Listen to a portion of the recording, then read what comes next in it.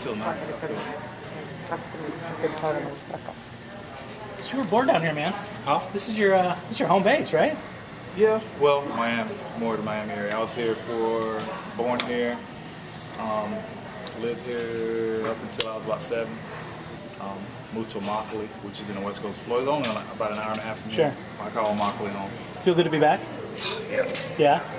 Would you rather be fighting on this card, or are you happy that you're fighting in Nashville? This card is, this card is closer to home, but Nashville is just like the Bridgestone. If you haven't been to the Bridgestone Arena, the venue is pretty nice. Yeah. You could have done both. You could have done this one and then done the other one 2 months ago. Hopefully I can come back down to this one. So, but the thing about the UFC, they've been Miami, they've been to Orlando. So Orlando is close enough for me too. So they can trickle back down there sometime soon. Well, doing it in Nashville, you haven't fought there in 4.5 years or whatever since you were in Strike Force. Yeah, last time I fought there was 2011. Yeah, so how good did that make you feel when you knew that you were going to be back there, you were going to be headlining another card? Definitely was excited about it. The minute I heard about it, even I had my fight coming on the April 18th fight, I was excited about it. I was trying not to I guess, not really thinking about the August 8th card, but the minute the fight was over and I was like, Nashville, Tennessee. So you knew then, like, let me win this fight and I got to get on that one. Yeah, the timing was perfect. It was just April, then 3 to 4 months later, right after, the timing was exactly perfect. Do you suspect maybe that you were going to be the main event again, because now you're headlining 3 out of 4 shows now? I mean, it's a lot of stock that your bosses are putting into you. It is. I'm not complaining about it. I mean, obviously I'm doing something pretty good. Even the last fight, a lot of people was like wondering, I headlined 2 events prior, and then coming into the April 18th card, Leota and Rocco. Like coming into that card, a lot of people was like, I wasn't even on the main card. I was like, to be quite honest, I was a little happy about it, just for the simple fact that I didn't have to wait till 12:30 or later on that night to fight. I can fight and actually enjoy the other fights, get to kind of hang out a little bit. So I wasn't complaining about it. But going into Nashville, given I knew I had to perform exceptionally well on that card, which kind of would tell me where I'll be at in the card, either the call or the main event. And after my performance, I kind of figured I was there was an 80% chance I was thinking I was going to end up being the main event, which came out to be good. Why have things really clicked for you, particularly in the last 2 fights? Just the way I stopped training. I always, the thing about mixed martial arts, it's still fairly new, and people always have a new repertoire to their game and stuff.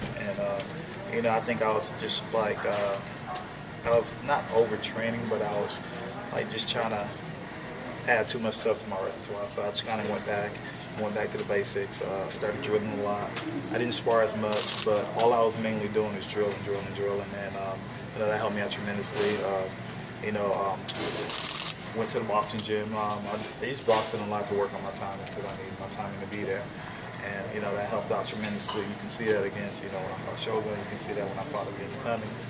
And brought a new wrestling coach in, John Lavarati, wrestled at Penn State.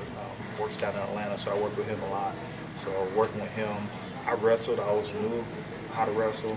But the thing is, when you're fighting guys that if you're fighting a striker, you're not working on the wrestling game that you need to. So he came back and he worked with me a lot about that.